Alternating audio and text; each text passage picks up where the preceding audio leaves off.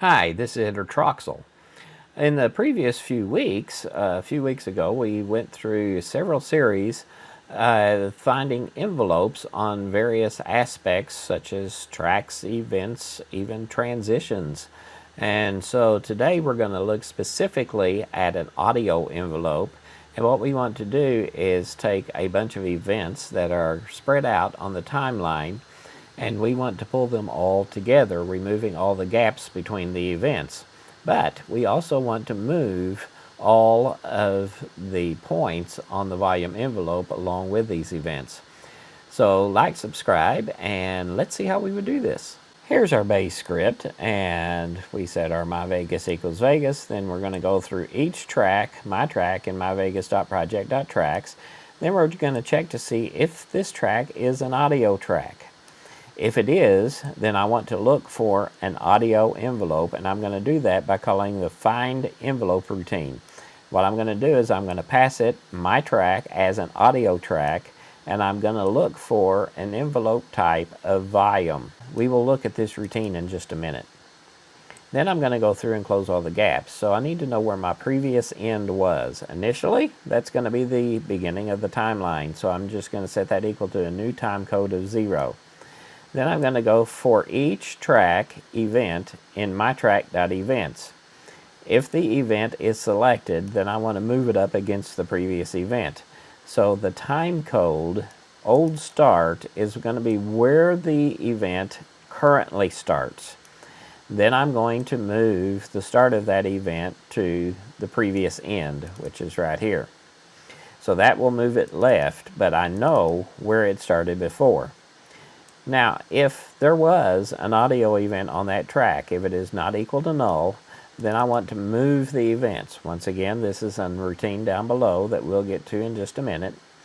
But I'm going to pass it the audio envelope, the old start time, the event length, and then the old start minus event start, which is the offset. How much did I move this event? So what's the difference between where it originally started and where it starts now? And then once that is done, whether or not the event was selected, my previous end equals the current event dot end. Now let's look at this find envelope routine and see how it works. We've actually done this before. If you go back and look, we had a multi-part series on finding envelopes, so this is really nothing new. This is public envelope, find envelope. I passed in an audio track, which I just called A track, and the envelope type, which I called E type. Envelope, found envelope equals null. Let's assume that it is not there until we find it. And for each envelope, env in A track dot envelopes. If the envelope type equals E type, then my found envelope equals envelope. And then once I get through that loop, I'm going to return found envelope, which will either return the envelope I found or it will return null. So back up here, if the envelope is not equal to null, then it found an envelope. Now let's look at this move points routine. This is the routine that is actually going to move the envelope points. So here's our move points.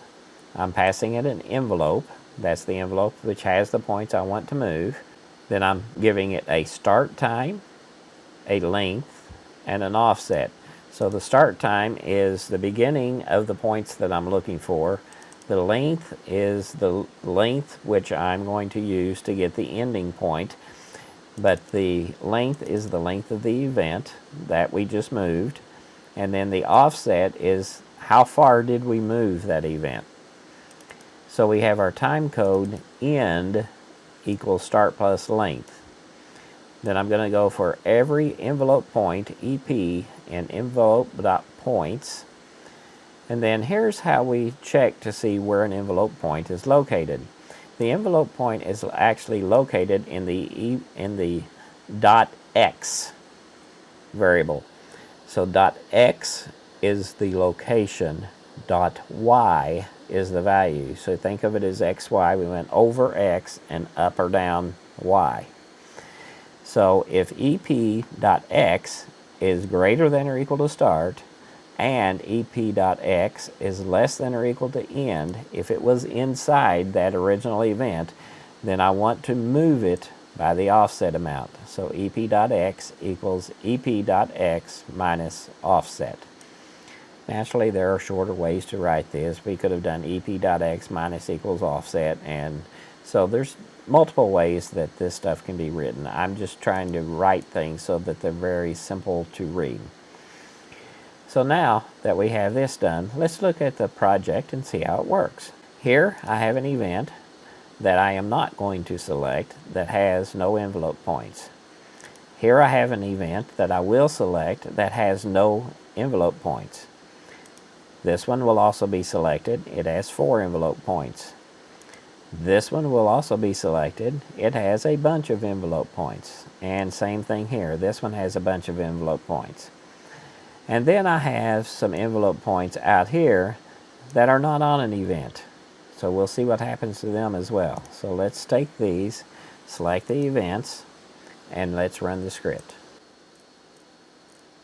You can see the first event still does not have any points. The 4 points in this one got moved. All of the points in this one got moved.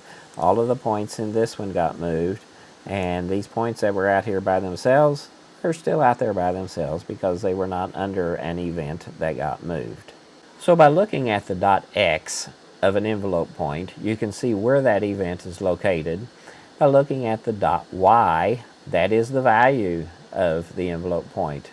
So every envelope point has a .x and a .y telling you both where it's located and what value it is. So I hope you find this tutorial useful. Like, subscribe, and we'll see you in the next tutorial.